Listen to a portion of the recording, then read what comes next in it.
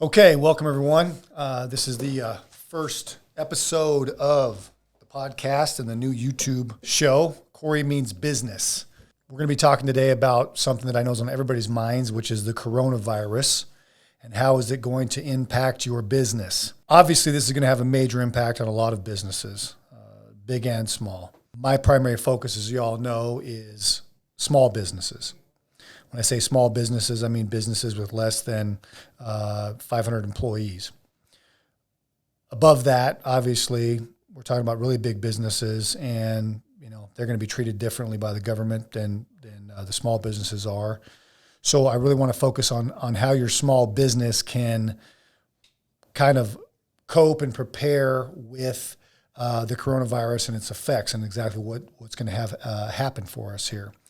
I've been through these type of natural disasters before, and I've coached a lot of businesses through them, so I've got some pretty good insight when it comes to exactly what's going to be the best moves to make. Now, the impact, again, is going to be felt by everybody. There's no ifs, ands, or buts about it. People are scared right now. Some businesses are going to actually flourish, which is actually kind of crazy. Some of the industries are actually going to do very, very well. Food industry, obviously, trucking industry. They've got to truck all the stuff to these stores. People are panic buying. So obviously they're going to be able to make a lot of money. So the profits for some of these companies are going to actually be huge. Walmart's going to do well. Sam's Club, obviously, as part of that. Costco, all the Kroger, all the major food chains are obviously going to make a lot of money during this time. So they certainly aren't that sad that it's happening. It's like Christmas every day for them, or Thanksgiving rather, every day for them. But for the small businesses that aren't these major chains and aren't going to get some big uptick, obviously, from this happening, we've got to first calm down and then get our heads right, because if you lose your mind, you'll lose your way. And then you're going to be operating out of fear and making really bad decisions. We don't want to do that. So the first thing I'm going to say is we have to calm down. We have to get our composure together. We have to understand it's not the end of the world. We'll get past this. It's going to be inconvenient, but what's also going to happen is there's going to be a lot of opportunity that's going to come out of this also. Now, every one of these things that I've been through, at first, it's kind of rocky, but once you make your adjustments, it's actually going to be amazing, because the opportunity that's going to be able to come out of it is there. So today I want to talk about, one, keeping calm and how you do that. And then two, how to start formulating your adjustments so that you can not only ride this out, but also begin to prepare for taking advantage of it. We've heard it before. We heard it in 2008, 2009, right? The rich people use that difficulty for everybody else as a way to get richer. Rich people got richer after 2008. Everybody else got crushed out. Why was that? What did they know that we didn't know or you didn't know? It was, just how to operate in those times, and to, obviously, first and foremost, not panic. So the first thing we got to do is we got to not panic. So again, understand that this too will pass. It's never as scary as it is like it is on the first day, right? Every day after that it gets a little bit easier. Yes, there's no toilet paper on the shelves. And yes, people are buying up meat and all the vitamins and everything. But the reality is very few people have this virus, and even less are dying from it. I think the statistics, when they actually come out, are going to probably be about same as the flu. I don't think it'll be any worse than that. Again, not to downplay the seriousness of it for people that, have compromised immune systems and are older, and this will obviously, put them into a difficult situation.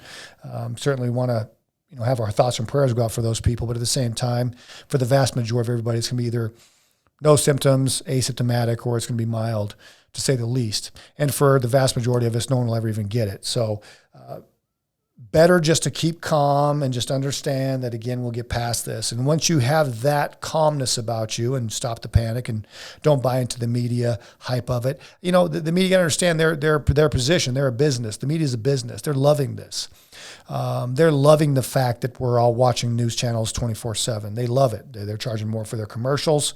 They're making money hand over fist.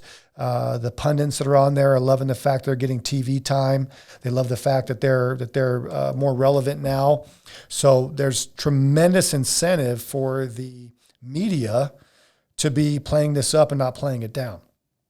The other part of it, obviously, is the government and some of these doctors and experts that are on TV, the WHO and the CDC. Again, you always got to ask yourself whenever somebody tells you something, what is their motivation to tell this to me?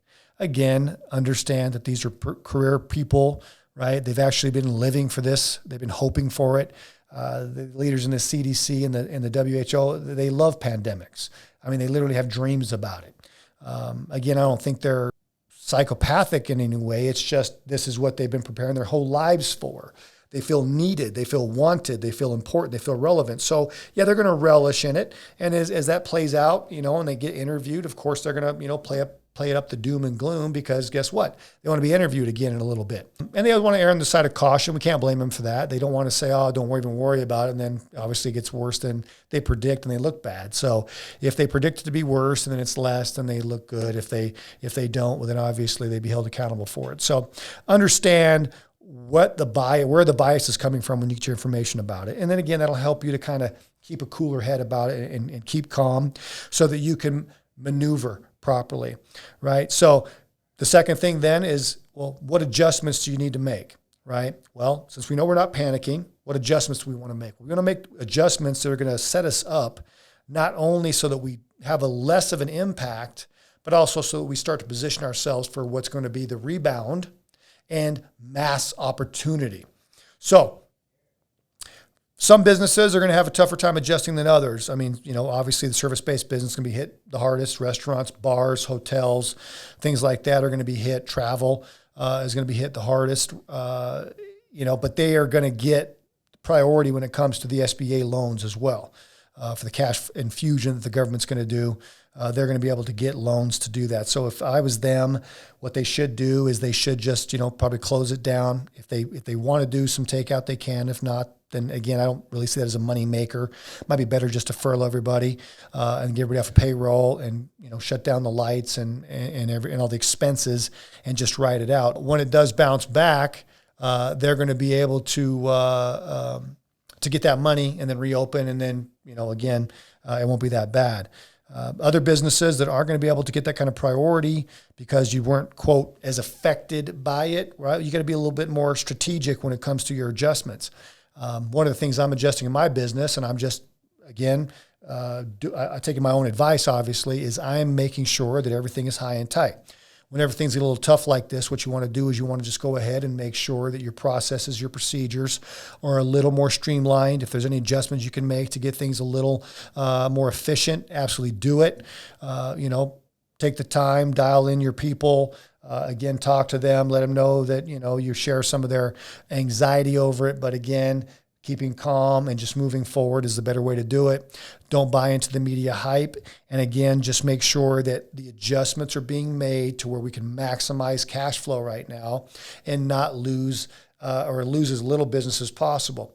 So that's the first adjustment. The second adjustment that I'm doing and I'm recommending is that you want to go ahead and look for auxiliary streams of income. If there's something else that your business can do, if there's another service that you could provide your customers, in this time you want to do it. I know a lot of construction companies that I coach and a lot of other companies that do field work like that are actually moving to sanitizing commercial and residential applications.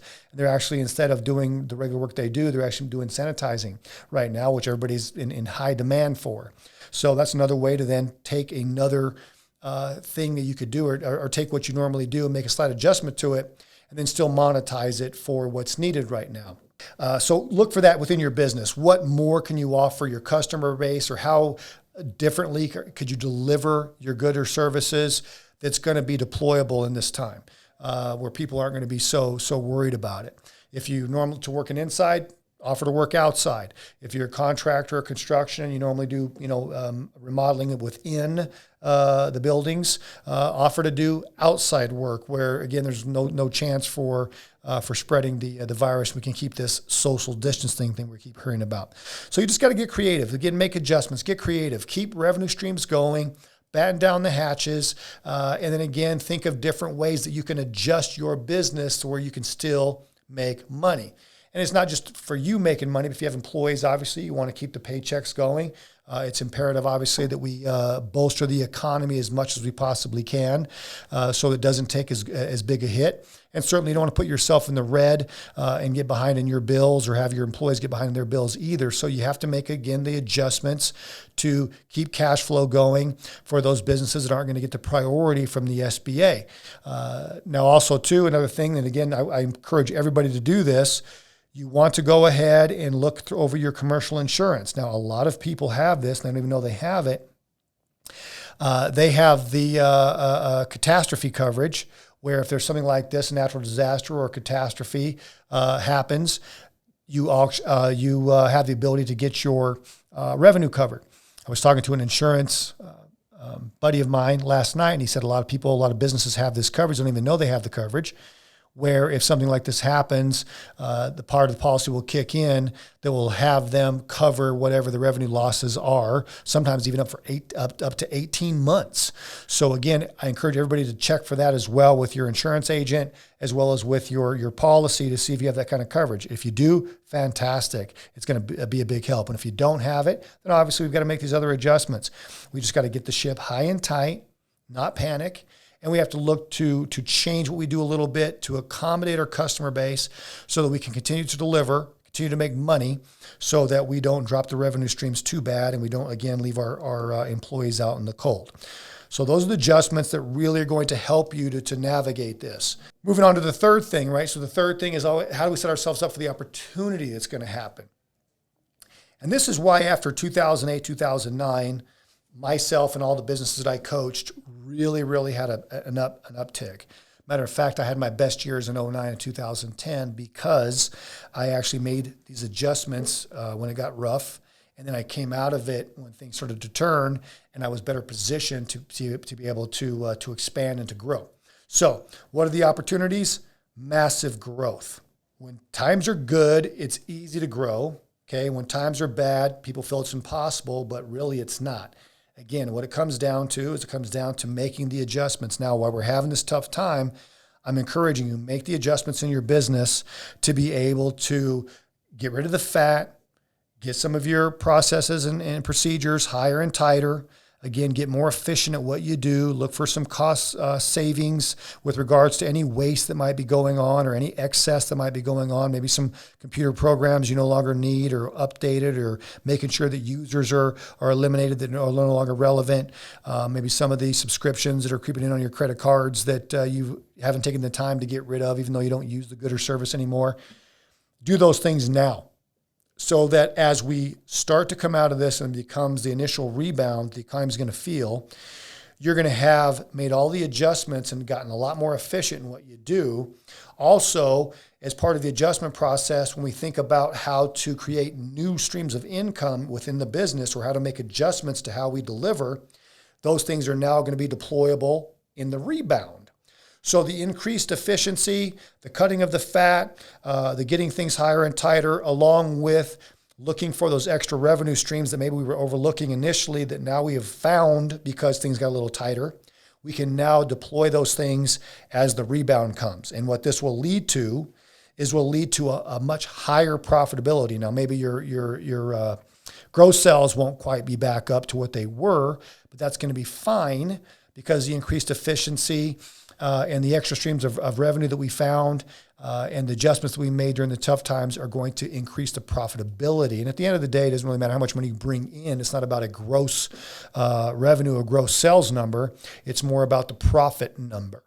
And even though in 2009, 2010, on my own personal businesses, my gross revenue fell back a bit, my profitability increased tremendously. So that's what you can do. Another thing, too, is there's going to be a lot of opportunity that comes on with the government infusing $1 trillion into the economy. There's going to be a lot of special programs. Again, there's going to be these SBA loans for anybody affected at all. I encourage you guys to obviously take a look at that. If your business was affected by the coronavirus, you'll be able to qualify for a 0% interest or a very, very low percent interest loan from the SBA. Again, look into that.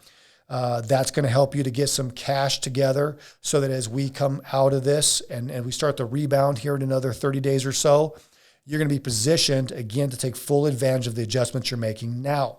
all that extra cash in your hand, especially if it's going to be cheap, that's going to be very, very easy money to leverage to spur growth. So again, we have no fear. We're making adjustments and we're getting ourselves positioned to grow. Now, as part of that, I also want you guys to think of the new opportunities within your industries, or again, around the periphery of your industry, whereby you might could adjust to serve a different need, provide a different good or a different service to someone that maybe didn't need it before this happened, but now they do. Again, if I like to use the example of a roofing company. Maybe roofing might fall off a little bit, but what else could you do? Well, again, we're talking about all kinds of different opportunities are going to be available when it comes to cleaning things up, or maybe doing some waste removal, maybe doing some transportation services of some kind. If you have some trucks, transportation is going to be picking up because there's going to need to be things moved around a lot more because of this. So again, just keep that in mind. There's going to be new services and new goods that you can offer that may not have been in your core offerings initially, but now that you can add to that again, which will be major growth opportunities. Also, I want you to take a look at the leverage you have out there. What leverage do you have now? Meaning, what loans do you have? What interest rates are you paying? Obviously, with the Fed dropping to a 0%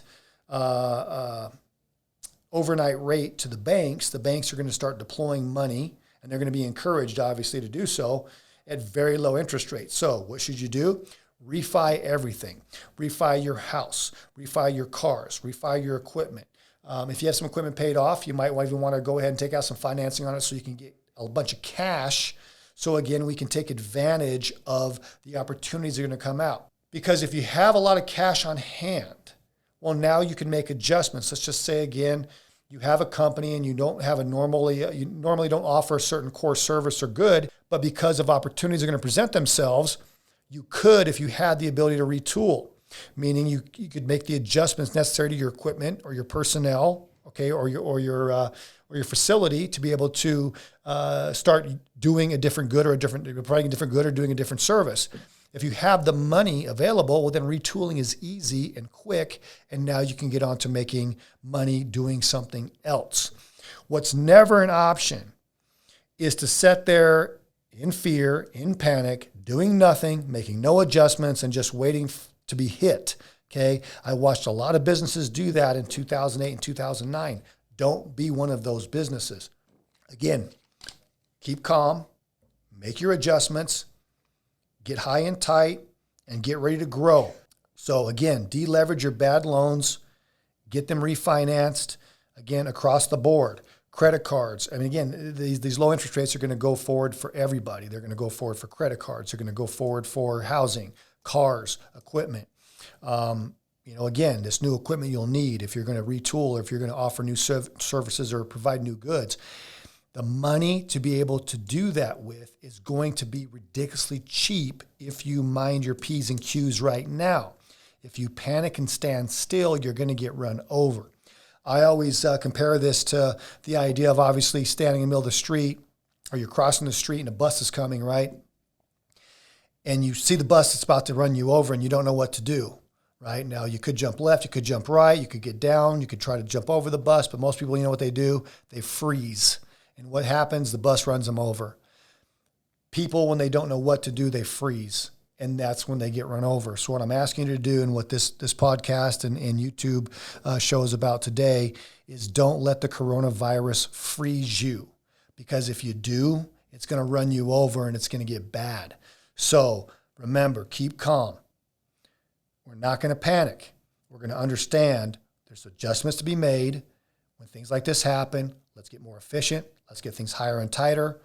Let's start thinking outside of the box and start thinking about ways that we can either change what we do to accommodate the situation, or again, start making adjustments to offer things that are workable in this situation, like restaurants, obviously, with just doing takeout. Maybe restaurants never done takeout before, but now they're going to start doing takeout. Again, you can make small adjustments like that. They're going to keep cash flow coming in, even during a rough time. And then again, we're going to re-leverage. So our interest rates are lower on everything across the board, and we're going to make ourselves available to getting money from either the SBA loans that are coming, cheaper credit cards, Again, loans from your banks. Banks are going to be encouraged to lend out money. So even if you don't qualify for an SBA, which I think a lot of companies are going to qualify anyway, but even if you don't, banks are going to be encouraged big time by the Fed to go ahead and lend money aggressively to small businesses especially. Again, use that cash to get rid of all your bad debt, restructure so that you can then retool to take advantage of the things that are coming. Again, there's going to be tons of opportunity in this new market. Whenever there's a rebound, there's tons of opportunity. You can be one of the ones that win this time. Maybe you lost in 2008 and 2009 when it went bad last time. Maybe this is a time, though, you can win. If you handle it the way I'm telling you to handle it, which is this is exactly how all the rich people got richer in 2009. If you follow these instructions, this is going to be key for you to also do the same thing. And a few years from now, you'll be telling everybody about how you not only survived the coronavirus, but how you made a ton more money off of it. Your company got stronger, you made more money, and came out of it on the other side stronger, better, faster, more profitable, just like I did from the last one. Again, that's been our first episode. Hope this gives you guys a lot of value. If it does, please share it. Please subscribe to the channel. Subscribe to the podcast, like it, again, share it, do all the stuff, hit the bell, whatever else there is out there, because the more people we can get to help them with this is the better off everyone else is going to be. We're all in this together. Never forget that. As it all goes, we all go with it. There's advantages we can have if we know how to do certain things that others won't. Hey, but we still want them to be on board with us because we want everybody to win. Really enjoy it. Thank you so much for listening, and I'll see you on the next one.